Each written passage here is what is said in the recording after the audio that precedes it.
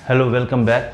आज मैं कुछ ऐसे शब्दों की बात करूंगा जो हम लोग डेली लाइफ में बहुत ज़्यादा यूज़ करते हैं, लेकिन हम लोग ज़्यादातर उनको सिंगुलर में यूज़ करते हैं, जबकि वो हमेशा प्लूरल में यूज़ होते हैं।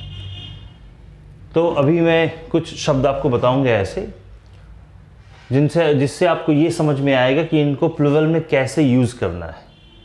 तो वो शब्द हैं ये। तो जैसे ये शब्द हैं pants, trousers, goggles, scissors, pliers and compass. तो जनरली आप लोगों ने देखा होगा कि बहुत से लोग पैंट को जैसे कि हिंदी में कहते हैं कि मैंने एक पैंट खरीदा, तो इसी का सीधा इसका ट्रांसलेशन इंग्लिश में कर देते हैं कि आई बॉट अ पैंट। जबकि अगर आप ये लिखते हो आई बॉट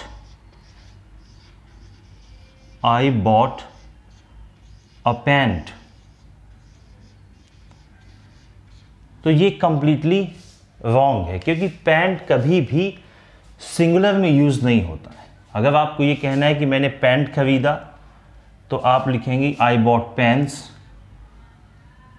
लेकिन अगर आपको ये क्लियर करना है कि मैंने कितने पैंट खरीदे, अगर आपको क्लियर करना है कि मैंने एक पैंट खरीदा, तो आप लिखोगे आई बॉट और यहीं पर अ पेयर ऑफ पैंट्स। पेयर मतलब होता है जोड़ा, पैंट्स का मतलब यहाँ पे पैंट्स का जोड़ा मतलब ये नहीं कि दो खरीद लिए उसने। यहाँ पे अगर आप केवल पैंट्स है तो इसका मतलब ये होता है कि एक, जैसे कि पैंट होता है उसमें दो पैर होते हैं, तो दोनों पैर को मिलाकर ये पैंट्स बनता है। तो अगर अ पेयर ऑफ पैंट्स मतलब एक, हिंदी में मतलब एक पैंट खरीदा। ऐसे ही अगर मैं कहूँ कि मैंने दो पैंट खरीदे, then I will say in English I bought two pairs of pants. I bought two pairs of pants. तो ये पैंट इंग्लिश में कभी भी सिंगुलर में नहीं होता। और सेकंड चीज, जैसे कि ट्राउजर, अच्छा पैंट्स और ट्राउजर्स में कोई फर्क नहीं है, लेकिन हम लोग, बहुत से लोग ट्राउजर्स बोलते हैं, बहुत से लोग पैंट्स बोलते हैं।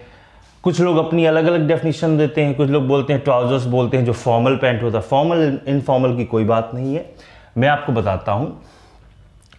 ब्रिटेन में हम लोग हम लोग पैंट पहनते हैं जो हमारी वेस्ट से नीचे एंकल्स तक होता है, उसको ब्रिटेन में बोलते हैं ट्राउजर्स।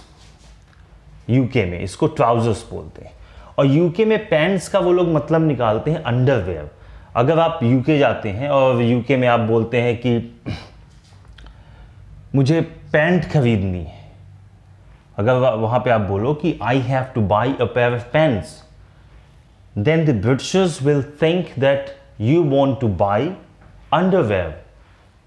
और पैंट्स ये यूएस में यूज होता है। अगर आप यूएस में वहाँ पे बोलोगे कि I want two by a pair of pants, तो उसका मतलब यही होगा कि हाँ पैंट खरीदना चाहते हो। तो ये डिफरेंस होता है, ये ट्राउजर्स यूके में और ये यूएसए में। यूके में पैंट्स भी यूज होता है, लेकिन पैंट्स वहाँ पर अंडरवेयर के लिए यूज होता है, जिसको हम लोग अंडरवेयर के, जैसे कि यूएस में वहाँ पे बोलेंगे अंडर पैंट्स। अब वैसे ही अब ये गॉगल्स है, तो गॉगल्स भी हम लोग इसको ऐसे ही बोलेंगे कि I bought a pair of goggles. या अगर मैं पूछूं ऐसे, जैसे मैं पूछूं कि मेरा चश्मा कहाँ रखा है, तो मैं ये बोलूँ मेरा चश्मा कहाँ रखा है, तो मैं बोलूँगा where are my goggles. Where are my goggles. ये वेयर इज माई गॉगल्स नहीं होगा, वेयर आर माई गॉगल्स। ये हमेशा प्लूरल में आते हैं।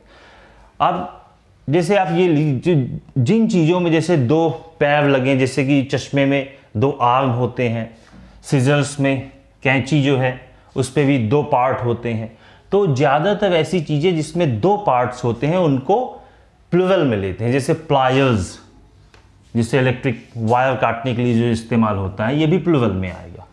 कंपस, अच्छा कंपस जो है ये अगर कंपस को आप उस डिवाइस की बात कर रहे हैं कि if you are talking about the device which we use to find directions, जिससे हम लोग दिशा पता करते हैं, तो कंपस ही होगा।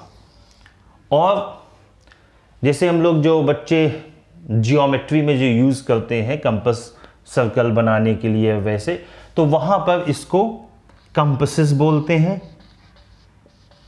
कंपसेस। लेकिन अब मॉडर्न इंग्लिश में वैसे तो यहाँ पे कंपसेस ही सही होता है, लेकिन मॉडर्न इंग्लिश में अगर हम कंपसेस नहीं बोलते, केवल कंपस बोलते हैं, तब भी सही है। लेकिन ये केवल कंपस के लिए, बाकी अगर आप pens, trousers, goggles, scissors, pliers, अच्छा ये शर्ट के लिए नहीं होता। जैसे आप शर्ट पहनते हैं तो वहाँ पर आप नहीं बोलेंगे कि I am wearing a pair of shirts, वहाँ पर शर्ट ही होगा एक। लेकिन कोई भी आप नीचे जो पैंट जैसी कोई भी चीज़ पहनते हैं जो दो पार्ट में है, तो उसमें हम ऐसे ही बोलेंगे कि I bought 2 pairs of pens, I bought a pair of scissors, I bought a pair of pliers, I bought a pair of compasses, और आई बॉट अ कंपस। ये कंपस में दोनों होता है।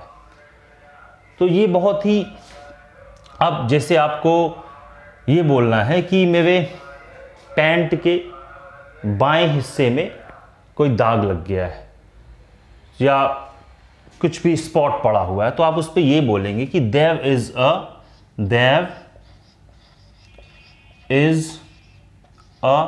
Spot, there is a spot on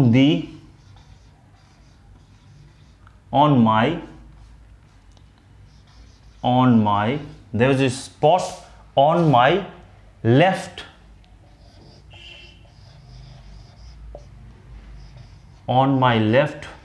pants leg होगा।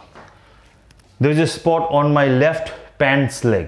अच्छा, कहीं कहीं पे इसको यूएस में पैंट लेग भी यहाँ पे लिख देंगे तो गलत नहीं होगा, लेकिन वो यूएस में होता है। ब्रिटेन में वो लोग तब भी यहाँ पे इसको प्लूरल में ही लिखेंगे।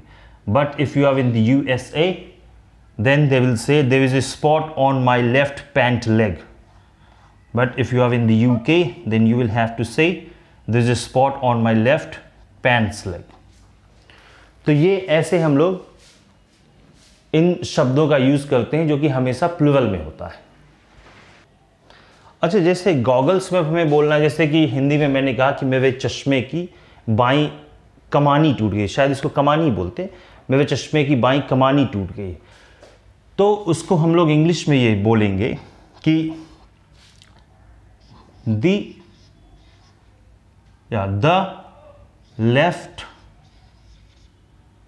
Left arm of my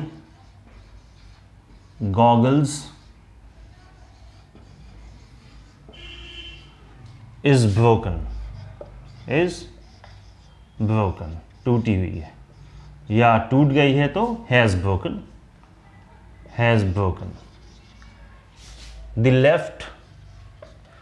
left arm of my goggles has broken, मतलब मेरे गॉगल्स की जो बाईं है कमानी वो टूट गई। तो इन शब्दों का इस तरीके से प्रयोग करना है। अगर हम लोग इनको कभी भी बोलेंगे तो प्लूरल में ही बोलेंगे।